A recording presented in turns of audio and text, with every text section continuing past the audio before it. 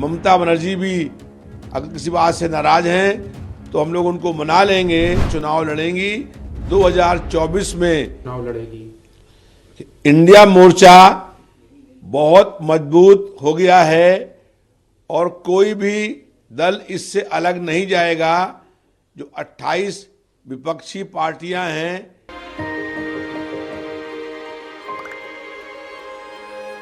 मिलके हम पंजाब को रंगला पंजाब बनाएंगे और बिजली के मामले में पंजाब को सरप्लस बनाएंगे। 24 घंटे बिजली रहिंदी है जी, कोई दिक्कत नहीं बिजली दी सानू। गरीबां दा जिउण दा स्तर जिहड़ा जीवन ਉੱਚਾ ਪੱਧਰ ਦਾ ਕਿਵੇਂ ਚੱਕ ਸਕਦੇ ਹਾਂ, ਇਹ ਸਾਡੀਆਂ ਪ੍ਰਾਇੋਰਟੀਜ਼ ਨੇ। ਮੇਰੇ ਤੇ ਯਕੀਨ ਤੁਸੀਂ ਕੀਤਾ ਤਾਂ ਯਕੀਨ ਰੱਖਿਓ, ਮੈਂ ਤੁਹਾਡਾ ਯਕੀਨ ਕਦੇ ਟੁੱਟਣ ਨਹੀਂ ਦਊਂਗਾ। ये मिलकर चुनाव लड़ेंगी। ममता बनर्जी भी अगर किसी बात से नाराज हैं तो हम लोग उनको मना लेंगे और ममता बनर्जी भी इंडिया मोर्चे में रहेंगी और मिल करके चुनाव लड़ेंगी। 2024 में इस बार केंद्र में इंडिया की सरकार बनना तय है। इंडिया की लड़ाई इस एनडीए से है, उसका फुल फॉर्म नक्सली दंगाई अलायंस है। इस बार इंडिया नक्सली दंगाई अलायंस को हराएगा।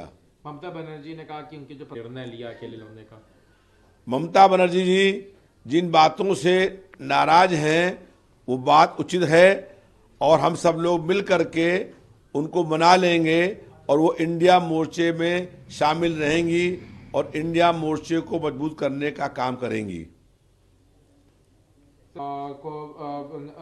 मोदी सरकार ने कहा है कि भारत रत्न देने के लिए किस तरह से देखते हैं, क्योंकि समाजवादी आंदोलन से भी उनका काफी जुड़ाव रहा है और इस तरह से उनको सम्मानित केंद्र सरकार करेगी। कर्पूरी ठाकुर समाजवादी बहुत वरिष्ठ नेता रहे हैं, चिंतक रहे हैं। आज उनकी पुण्यतिथि है। हम लोग ये मांग करते हैं कि कर्पूरी ठाकुर को भारत रत्न की उपाधि दी जाए और केंद्र सरकार से हम लोगों की ये मांग है कि आज ही कर्पूरी ठाकुर जी की पुण्यतिथि पर इसका ऐलान होना चाहिए। एफआईआर हुई है उनके लोगों पर। भारतीय जनता पार्टी की सरकार विपक्ष की आवाज दबाना चाहती है। वो दमन, जुल्म और तानाशाही तरीकों से विपक्षी नेताओं की यात्राओं पर प्रतिबंध लगा रही है, एफआईआर लिखा रही है, सजा करा रही है, सदस्यता खत्म करा रही है। लेकिन हम सब लोग भारतीय जनता पार्टी के किसी भी दमन, जुल्म और अन्याय के आगे झुकने वाले नहीं हैं। हम लोगों का संघर्ष जारी रहेगा और बहुत जल्दी ही केंद्र में सत्ता परिवर्तन होगा।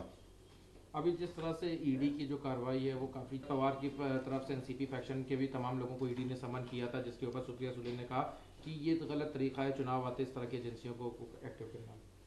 केंद्र की सरकार सत्ता का दुरुपयोग करके विपक्षी नेताओं पर कहीं सीबीआई की, कहीं आईडी की, कहीं इनकम टैक्स की रेड ला करके आवाज को दबाना चाहती है। लेकिन भारतीय जनता पार्टी अब चाहे कितना भी जुल्म अन्याय क्यों न कर ले, विपक्ष के नेता डरने वाले नहीं हैं। जनता हम लोगों के साथ में खड़ी हो गई है और सत्ता परिवर्तन निश्चित होना है। ने प्रत्याशियों की घोषणा शुरू कर दी है। अभी आपका को नामित किया गया लखनऊ लोकसभा के लिए और भी चर्चाएं पार्टी में चल रही हैं।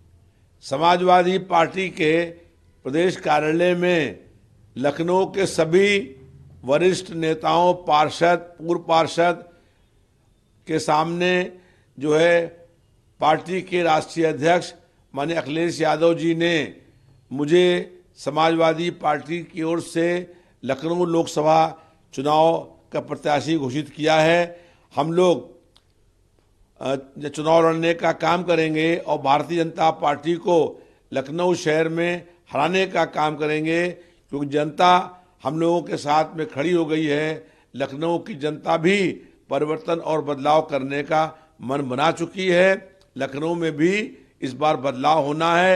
80 हराओ भाजपा हटाओ को जो नारा मारा है, उस नारे की, उस अभियान की शुरुआत लखनऊ शहर से हमसे जुड़े रहने के लिए हमारे YouTube चैनल को सब्सक्राइब करें और नई वीडियो की नोटिफिकेशन के लिए बेल आइकॉन को दबाएं। अगर आप ये वीडियो Facebook पर देख रहे हैं तो लाइक जरूर करें और ज्यादा से ज्यादा शेयर करें। धन्यवाद।